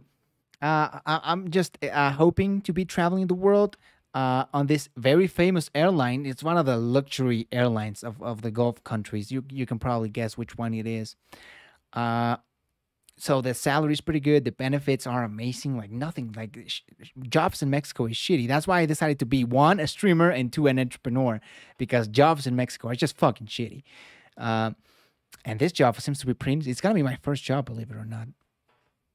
If it happens, which again, maybe it doesn't happen. Maybe I get rejected. I don't know. But yeah, I think we're ready, to watch Where Are the Asian 3 million views. Sounds like a pretty popular video, but I haven't watched it. I don't think we need captions. Syria, yeah. Hello all. Hello. How are you doing? Thank you for joining us. We are, I think, getting to the most exciting part. 1,000 square Maybe this video is not good, but hey. kilometers. That's 30% of the Earth's total land area. It has given rise to many... Okay. Asia is the largest of all continents, covering an area of 44,579,000 square kilometers. That's 30% of the Earth's total land area. It has given rise to many Asia of the world's big. first We know that. civilizations and has long been home to the majority of the human population. Always. But have you ever wondered what actually counts as Asia? Where exactly are the borders? Honestly, I mean, I hate to be ignorant about this, but I've never really wondered. I just like, oh, well, Asia is somewhere along there. But where does Asia start? Where does Asia end? I think that's the interesting question. In between countries, or can a country be divided? I'll be getting into all of that, but first, let's start over in East Asia, where it isn't as confusing. We will begin at this point. Okay. Where the Tumen River flows into the Sea of Japan, North Korea and which also serves as Russia. the border between North Korea and Russia. Now, continents are large, continuous, discrete masses of land, ideally separated by large expanses of water. So all of this is within Asia: North Korea, South Korea, and China. Keep your eye on this red borderline, as everything contained within will be considered part of Asia, and everything outside belongs to a different continent. Now, well, the definition of continent is rather arbitrary. True, there's a lot of people that define continents using the tectonic plates of the Earth, or just a lot of things. People still. This is very debatable. So, about Japan and Taiwan, they're islands, and not actually part of this large, continuous, discrete landmass. I'm sure I don't need to tell you that they are still considered part of Asia. By convention and in practice, but why? For reasons historical, geological, and geopolitical in nature, most major islands are associated with a continent, and usually it's the continent closest to it. Zooming in on Japan, there are smaller islands on top and below that may cause some confusion with their Asian association. Up here, we have this group that trail off into the North Pacific. But for now, let's not worry about that, since the division between Japan and Russia is said to be here. Or here, depending on which side of the disagreement you're on. But since these islands are nonetheless administered by the Russian Federation, I'll leave it for now and head down south to here. The Ryukyu Islands, which includes Okinawa, is part of Asia, as well as these islands known as the Izu Islands. However, way down here lies Japan's remote Bonin Islands. I've heard about these islands. The Ogasawara Islands. Iwo Jima Island lies over here. The Battle of Iwo Jima, yeah. Battle of Iwo Jima. These Pacific islands, administered by Tokyo, are the only Japanese exceptions and are not considered geographically Asian. They are so remote and removed from the rest of Asia that many of their animals and plants... So I guess they're part of Oceania, or, some people call the continent Australia, so, I don't like that name. Yeah, Australia is the country, but whatever. So, yeah, these islands are in the Pacific and are not part of Asia. Nice. Imagine being born in Japan, but not in Asia. It'd be like a very interesting conversation. In my continent definition, there's 3. Oh, really? Can you please do Invicta, how they did it growing up Aztec? That sounds like a pretty interesting video. I can't promise it though, because I don't know how long this video is, because I know there's a part 2 for this. How long have we been streaming? 1.5 hours. Ooh. Okay, I'm gonna do it. Have undergone we're gonna end with that one, right? Processes leading to the island's nickname of the Galapagos of the Orient. This was also where footage of the giant squid was first Oh shit! I hate the ocean, That's it for Japan. So let's go back to the mainland. It gives me and the continue chills. the borders to Southeast I don't Asia. like the ocean. Here are where things seem to break down. Looking at the Malay archipelago, a group of over 25,000 islands. Yeah, that's what I was talking about. What a mess. When do you really define the border of Asia? I'm imagining it's gonna be somewhere around like on this like lower bottom of Indonesia, between Timor-Leste and the part of Indonesia on the island of New Guinea. But I don't know though. East Malaysia, Brunei, Singapore, Timor-Leste, Indonesia, and sometimes the island of New Guinea. You may be wondering, where exactly does Asia end? Yeah. And for that matter, where does the continent of Australia begin? The simple answer is, depends. It would depend on your own interpretation, since there is no universally defined standard for continents. But there is a way to make sense of it. You know what? Get my video for the next stream? Oh, yeah, for sure. Oh, you recommended a video? Maybe I didn't see it. But yeah, if you recommend your video, I take notes and I'll do the recommendations for like almost later everyone streams. would agree that the Philippines, Malaysia, Brunei, and Singapore are in Asia. These are Asia. I'll get back to Indonesia and Timor-Leste shortly. I say almost everyone because a rare few actually draw the border here. Nah, fuck which would that. leave the entire Malay archipelago as part of Australia, the continent, not the country. Actually, for the sake of clarity, I'll use the term Australasia from now on. Australasia, now, all right, I like that. Some draw the border here, which would make the island of New Guinea Asian. Part of Asia. These are extreme interpretations, so let's disregard that and focus on the more widely accepted options. There is a boundary that runs straight through the center of New Guinea that separates the country of Papua New Guinea from Indonesia. Indonesia, a country comprising of over 17,000 islands, is largely considered to be Asian, whereas Papua New Guinea, partly due to its stronger geopolitical ties with its southern neighbors, is considered Australasian. I could see that. As a result, many draw the division between Asia and Australasia to be here. It seems simple enough, despite the questionable act of splitting a single island between two continents. However, from a geological and biological standpoint, doesn't make a lot of sense, inaccurate. right? Because I mean, an island is gonna have animals that maybe belong to a certain continent, especially in the case of Australia, that has a very unique wildlife, if you could say that. You know, sometimes deadly, but all right. The story of a medieval child. Okay, for sure, man. Gonna be saving that for next stream. In 1859, British naturalist Alfred Russel Wallace noticed that animals and plants up to this boundary were of Asian origin, whereas past this point, they were of Australian origin. This line is now called the Wallace Line, and denotes the stark contrast in evolutionary offshoots on each side of the line. So, like, it is this Wallace Line that is often used as the southeastern border kangaroos of Asia. and stuff like but that. Notice this places the country of Timor-Leste in Australasia, despite many considering it to be part of Asia.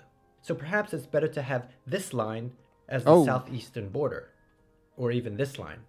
The Weber line, named after the German-Dutch zoologist Max Weber, is the most preferred alternative to the Wallace line. It was proposed after Weber revealed a flaw in Wallace's research, where he felt vertebrate mammals in the region weren't properly accounted for. I won't go into any more details, You but were there's also blood, the Lydekker line, son. named after English naturalist and geologist Richard Lydekker, which places the boundary further east. I mean, let's just split it half, right? I mean, you know, use the middle, the one in the middle, and that's it. You know, we win. True deadly nature. The transitional region is known as Wallacea. And if you further break down the analysis to include the continental shelves of Asia and Australasia, a continental shelf being the underwater extension of a continent that includes the nearby shallow submerged area as well as the islands on the shelf, you can see that the Wallace Line happens to closely line up with the edge of the Asian continental shelf. Yeah, true. And same for the Lydekker Line, but for the Australasian continental shelf. This makes sense, as during the Pleistocene ice ages, when the sea levels were lower and this video is of good, continental though. shelf were exposed as dry land, almost all the islands in the Malay archipelago were joined to either the Asian or Australasian landmass, with a gap roughly the size of Wallacea remaining in the middle. Therefore, you can see how many forms of life could easily cross over from Asia to the various islands of western Indonesia, and likewise from Australia to New Guinea and eastern Indonesia when the sea levels were lower. There was no crossing the deep ocean trenches, however, and this, appropriately, is why the division between Asia and Australasia should at least be somewhere in this region. For the purpose of this video, I'll split the difference and choose the Weber line as the Asian border. You can see this leaves Indonesia split across two continents, making it a transcontinental country. Yeah, I'm guessing, well, he's not going to talk about the Americas, but you could make the case for Panama to be a transcontinental country. If you think North and South America are two continents, which a lot of times in Latin America, at least in Mexico, it's like there's only one continent, that's America. But when you live in the U.S., they tell you it's two continents or three sometimes. Japan is also a transcontinental country if you factor in the Bonin Islands. Yeah. But unlike Indonesia, the separation includes only a very small area. Yeah. Before we move on from the Malay archipelago, I just want to point out these two island territories, Australia's Caucasus Islands and Christmas Island. They're part of Asia. Even though they're Australian, they're often considered to be part of Asia. Australia is a transcontinental country too. Let's finish up the coastal borders of Southeast Asia with Vietnam, Cambodia, Thailand, Western Malaysia, and Myanmar. And let's not forget the Andaman and Nicobar Islands. All right, now we're on to South Asia. Pretty straightforward here. So yeah, there's not gonna be any issues here. I don't think America teaches 3 continents, but they do teach 3 regions. Oh, really? I mean, usually it's Americans that use North America and South America. But I mean, maybe I don't really know. Considering America dug a bloody canal through Panama, yeah, sure. Egypt is also in 2 continents. True, you know, India, the Suez Canal, Sri Lanka, Pakistan, dividing Egypt. And I've noticed that many people tend to forget this country here, the Maldives, Asia's smallest country by both area and population. There's also part the of British Asia, Indian Ocean territory, all part of Asia. Continuing on to South, making the UK a transcontinental country too. West Asia, maybe, or you not can really. say the Middle East, we start to enter regions where it may get confusing for some people.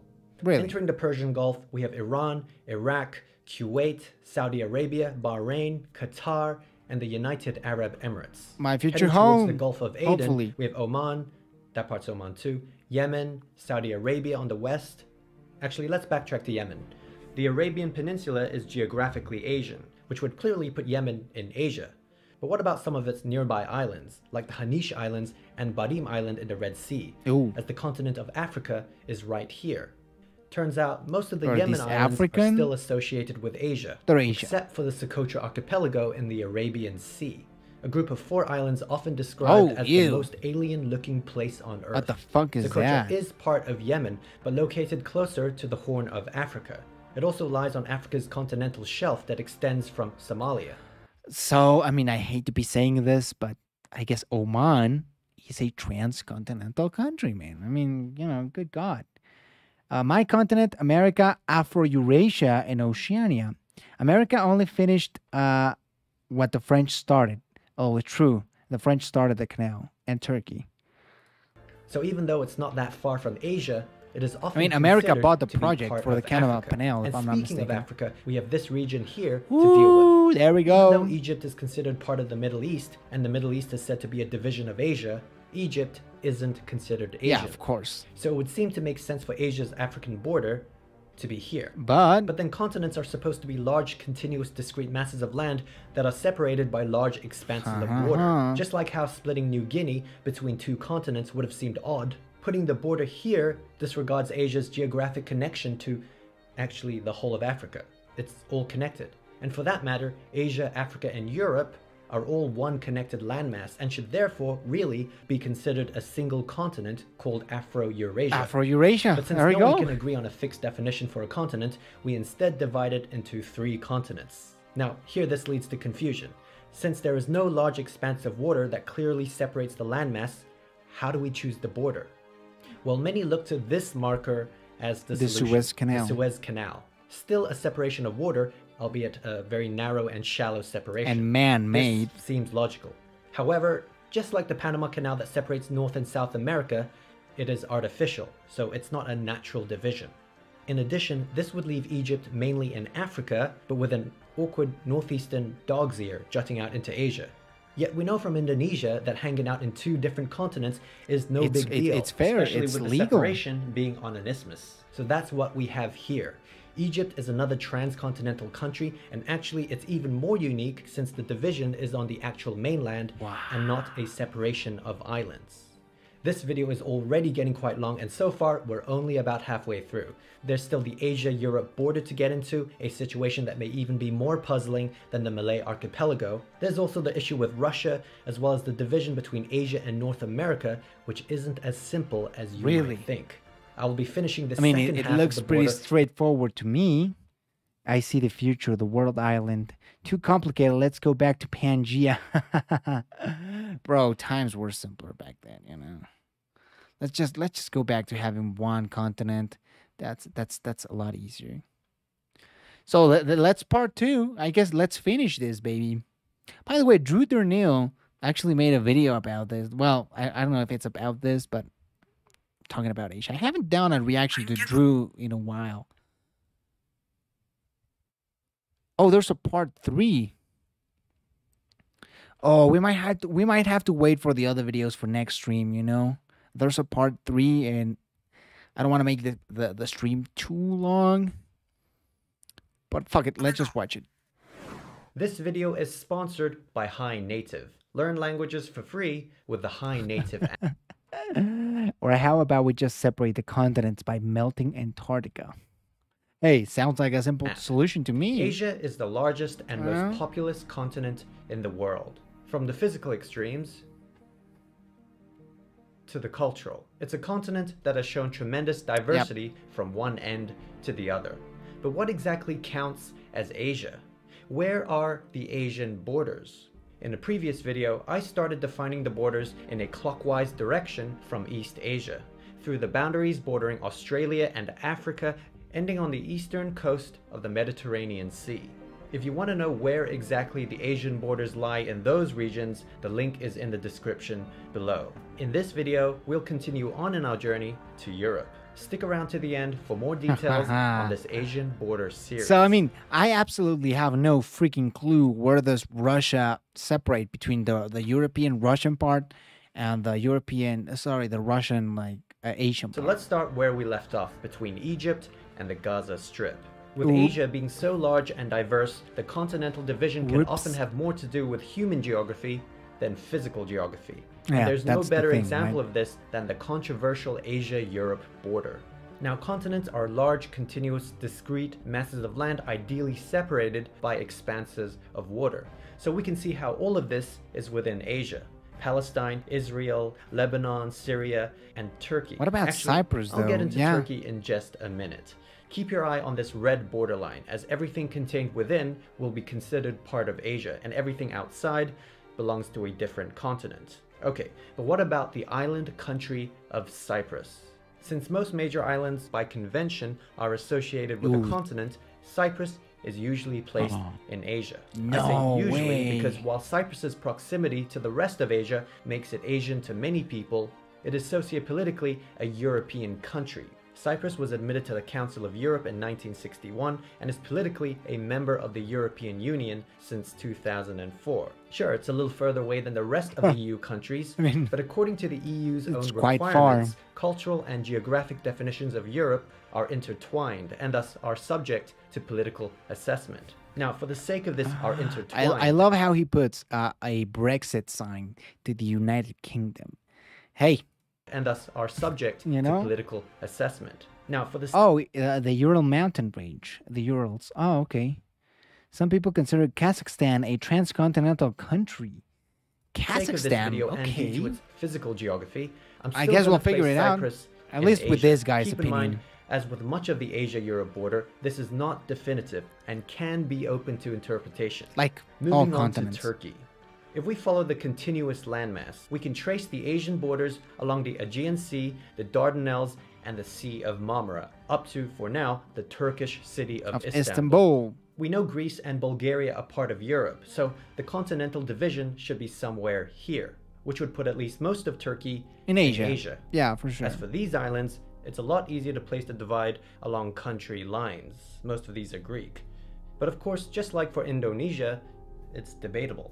If we take into account a combination of factors, including mainland distance, island, a lot of Greek people might get pissed about clusters, and just having more of a continental consistency with other archipelagos, you'll see that quite a few Greek islands can be claimed by Asia, including Chios, Samos, and Rhodes. Rhodes? This is where I'll draw the maritime border, which would technically make Greece a transcontinental... Bro, we've had like 6 or 7 transcontinental countries, you know, so...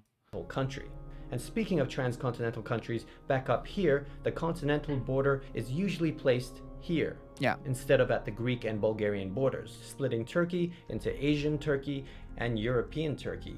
This actually makes sense historically and geographically. East Thrace and Anatolia. You can see the narrow Bosphorus Strait, an internationally significant waterway, already creating a clear natural divide between the two sides. And it is natural. This one is not man-made. Yeah. Of, say, the Suez Canal.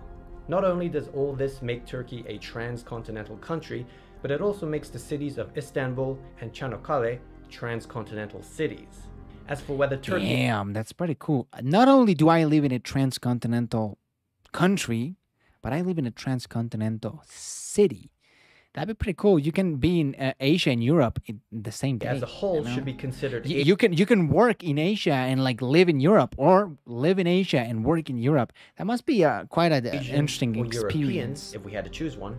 That's probably too complicated a topic to get into now, but I may do a video on it in the future if enough people are interested. They made a video about it? Now this is where things get even more complicated, since there is no significant geographical separation between... Sparking of Greeks and naming Asia, there's a lot of videos about how Asia got named. I have to leave, but next stream, can you react to Call Me Ezekiel, two-part Christopher Columbus videos of it? Sure, I'll check it out, dude, for sure. Especially when it comes to North Macedonia. The Greeks get pissy about a lot of things. Between Asia and Europe. Too bad, though. The Black Sea onwards, because I have my Greek flag up there. You can't see it, but... historical and cultural construct. And this is a big part of why many people feel Asia and Europe should never have been considered different continents to start with. But let's try to answer this anyway. Where should the borders be? If we go with the most long-standing traditional border convention, I'm talking historically throughout the ages, since the time of Strabo and Ptolemy, you have this Ptolemy, all right. Continuing along the coast of the Black Sea and through the Kerch Strait, you find the Sea of Azov. We're now in Russia. You follow the Don River and Volga River to the Samara Bend, move across the highland ridges of which I cannot pronounce, then finally follow the peaks or crest of the Ural Mountains all the way to the Arctic Ocean. There we go, the Ural Mountains. Russia is split into Asian Russia and European Russia. Now, maybe you feel that the boundary should be defined more along large bodies of water, such as the Black Sea and Caspian Sea.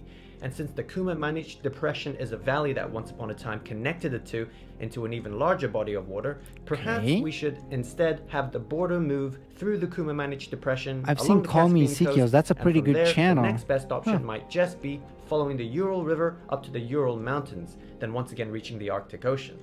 This time, both Russia and Kazakhstan are split up. That's where the whole Kazakhstan being a transcontinental country is born from.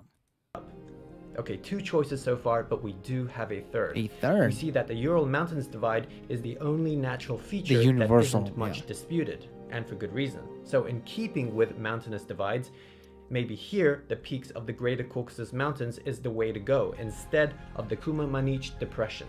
And you could also argue that just like the Urals, it's the most prominent natural feature in the region. Now from here, I like path along the Caspian coast and Ural River to the Ural Mountains. I should mention though that some note the eastern foothills of the Ural Mountains as the borderline instead of the peaks. Okay, got it. Right, this leaves us with 3 options to choose from. I like the third. The water-centric, and the mountainous. Let's go for the third. There's even more, but these are the main 3. For this video, I'm going to go with the one favored by most modern-day geographers, and that's the last one, along the Greater Caucasus Mountains. You can see this puts Georgia and Azerbaijan physically in Asia, with a few bits and pieces technically in Europe. This can seem odd as the two countries along... I mean, we watched Eurovision. Georgia, I think even Azerbaijan are in that tournament. So I think Azerbaijan, definitely Georgia and Armenia, very close to Europe anyways. So... with Armenia are often considered more European by many people for reasons historical and socio-political. All 3 are in the Council of Europe, the EU's Eastern Partnership, and most importantly, the Eurovision Song Contest. Azerbaijan even won it in 2011. Hey, Azerbaijan so you won. can see how some are adamant that the borders be drawn along country lines. Of course, this completely neglects the concept of a natural continental boundary, which is important since, as we know from history, state borders can change over time, but natural borders, well, they stay relatively consistent. Moving along to Kazakhstan, the provinces of Atirau and West Kazakhstan extend on both sides of the border, making it clearly transcontinental. But still, Kazakhstan is mostly associated with Asia due to the cultural and geographic similarities to other Central Asian countries. If we zoom up over here to the Ural River Bridge in the city of Orenburg, Russia, you'll actually find that on one side of the river, it is labeled and marked Europe, while on the other side, it's Asia. Now, I'm not going to get into whether Russia is considered Asian or European for reasons similar to love Turkey, that. but it is clear that physically, there's a greater part of it lying in Asia. So let's continue the borders over in this North Asian region. We'll move along the Arctic coast of Russia, which spans the Kara Sea, the Laptev Sea, the East Siberian Sea. There's also the Russian Arctic islands of Komsomolets, October Revolution, Bolshevik, New Siberian. What? So there's an island called the Bolshevik, and there's another island called October Revolution. Oh yeah, you know, I'm just gonna go to my house. It's located near October Revolution, so hey. Russia, man. You know, these names, I know, bro. Armenia is considered Europe for political and cultural reasons. I would probably agree with that. Gotta love these Stan countries. They are quite unique, you know. Ones. This brings us to the final leg of our journey. Here lies the Asia-North America border, where Siberia comes real close to meeting Alaska. This actually isn't as straightforward as you might think, and I've decided to cover this final portion in a separate Part 3 video. I'll be connecting it back to where we started off in East Asia, so make sure you're subscribed to get that. Now, on this channel, we talk a lot about different countries, of which... You talk a lot about Asia, my guy. Literally Asiani videos. Let's see what kind of videos he has, you know. And I'm sorry, Jahira, I don't think we're gonna be able to watch what was like to grow Aztec. However, I'm definitely very interested as a Mexican and probably genetically Aztec. So definitely be interested on that one. But I don't think we're gonna be able to watch it. It's just I'm kind of tired. I'm not gonna lie. It was a heavy day. What I was gonna do? Oh, I was gonna check his channel. Right. So he seems to upload a lot of Asian content. The insane hijacking of Japanese airlines. How Hong Kong became a giant refrigerator. So, all right. Let's just go watch part 3, you know? This video is made possible by Brilliant, a problem-solving website that teaches you Can you to do a think third like part? a scientist. For sure, the bro. first 200 people to sign up at brilliant.org/KentoBento Let's do part will get 3. 20% off their premium subscription. Where are the Asian... So it would make sense that a good chunk of our genetic material harkens to the Aztecs and other nearby native groups. True. Oh yeah, 100%. borders. Especially if you're videos, Mexican. We started Are you defining Mexican? these borders you know? in a clockwise direction from East Asia, through the boundaries bordering Australia, Africa, and Europe, along the Arctic coast of Siberia, and finally ending just shy of the Asia-North America border. For many of you watching, this region of Asia is likely to be the most unfamiliar of the entire continent, at least according to our Twitter followers. And while the continental divide here may appear simple at first, there are definitely a few intricacies for us to break down. In this video, we'll a lot of the continue islands, on in our journey to Alaska. Just a reminder, don't forget to subscribe and click the bell button so you can be part of our notification squad. So let's start where we left off, on the Russian coast between the East Siberian Sea and the Chukchi Sea, just below Wrangel Island, which is part of Asia, also the last place on Earth where woolly mammoths survived. Note, everything contained within this red borderline is considered part... I didn't know that was the last place woolly mammoths lived, but hey, interesting. ...of Asia, while everything outside belongs to a different continent. I'm pure French in Canada. This extreme northeastern part of the mainland is the Chukotka Autonomous Okrug of the Russian Far East, one of the least densely populated regions of the Asia. planet. Now, as mentioned before, by convention, continents are large, continuous, discrete masses of land ideally separated by expanses of water. So this is Asia, and this is not. What? Wait. Oh God, I was like, well, yo, is this for real? You know, this looks very real though. By expand. Yeah, I was like, what the hell? Wait. What about this? Let's back up. So sure, let's continue the borders along the Chukotka coastline, officially leaving the Arctic at this point. Note the Arctic Circle. Over here lies the Bering Strait, 82 kilometers wide at its narrowest point. Imagine that. The United States and Russia are only 82 kilometers apart. Brezhnev in Russia not a lot. And Cape Prince of Wales in Alaska. Now, you may have heard the Bering Strait being the subject of a scientific hypothesis where during the last humans crossed over from Asia to North America across a land bridge. Today, one of the last remaining visible parts of that land bridge are these islands, known as the Diomede Islands. He actually baited me. Midway between the two continents. Zooming up closer, you can see that it consists of he fell for it low. I'm sure America and Russia don't like touching each other by the tip. 2 islands. They don't touch tips. That's pretty homo. The question, though, is are they considered part of Asia? Back at the beginning of the 19th century, the Russian Empire Nicholas had extended all the way past the Bering Strait into Alaska. Yeah, they went. The whole of Alaska Russia had Alaska. Russian territory. But that was until 1867, when they sold it to the United States for $7.2 million. That's actually, that's a bargain, dude. 67, when they sold it to the United States for $116 million for the whole of Alaska. I mean, talk about a good deal. That is a good deal. $1.2 million. The text of the 1867 treaty between the US and Russia used the Diomede Islands to designate the boundary between the two countries. The subsequent border, which would then also serve as the continental boundary, separated equidistantly Big Diomede from Little Diomede, meaning these two islands, inhabited by the same indigenous peoples and at a distance of just 3.8 kilometers, would now formally lie on different continents. Big Diomede being part of Russia and Little Diomede part of the US, this making Big Diomede the easternmost point of Asia.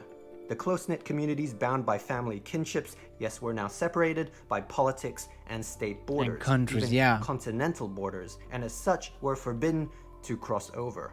Wow. Notice that the islands are also separated by the international date line, making Big Diomede almost a day ahead of Little Diomede, with a 21-hour time difference. This despite their close proximity. As such, the islands are sometimes referred to as Tomorrow Island and Yesterday Isle.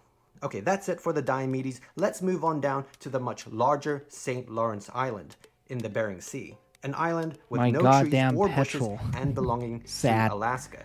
Even though it's closer to the Russian mainland, it's usually associated with North America. Same goes with St. Matthew Island and the Pribilof Islands. Over here, we continue the border with the Kamchatka Peninsula. Wait, but how about these chain of islands extending westward from the Alaska Peninsula? These are all part of Alaska. These are the Aleutian Islands, which mark a dividing line between the Bering Sea and the Pacific Ocean. These volcanic islands also form the northernmost part of the Pacific Ring of Fire. Now, this line here is the 180th meridian, the exact opposite of the prime meridian, dividing the Earth into the eastern and western hemispheres. This is where some people choose to draw the boundaries for the Aleutians. The thing is, though, there's some pretty crazy videos about time zones. Alaska, Japan occupied some of these islands during World War II. The westernmost point of North America, Amatiganak Island, but also the easternmost point of North America, that being Semipochnoi Island, making Alaska a transcontinental state, and the westernmost, easternmost, and northernmost state of the US.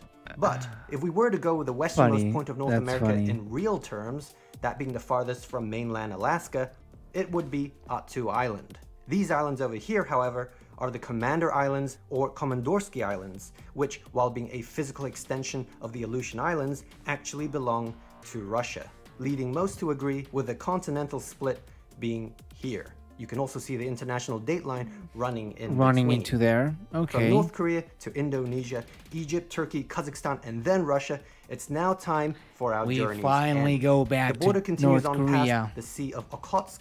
There's the Sakhalin Island and the Kuril Islands, but this final stretch here is pretty interesting because it's actually considered part of South America. Just kidding. What? It's Asian, and we're done. Oh shit! I was like, what is this guy talking about? Part of South America? What? The Aleutian Islands, aka the island chain, blue balling the Russian Far East fleets as American can easily monitor them. That's true. I mean, I think you put it so well. You know, they blue ball Russia. Or are we? Because the future may change everything. Stop baiting me, dude. What will the Asian borders look like 20, 50, and we're done. Okay, let's look. Okay. Here's the map of Asia. Okay, we got it. Let's admire it for a second. So that's part of Europe. This is Europe. All of this. This is Africa, and this is Asia. Turkey, transcontinental. Egypt, transcontinental.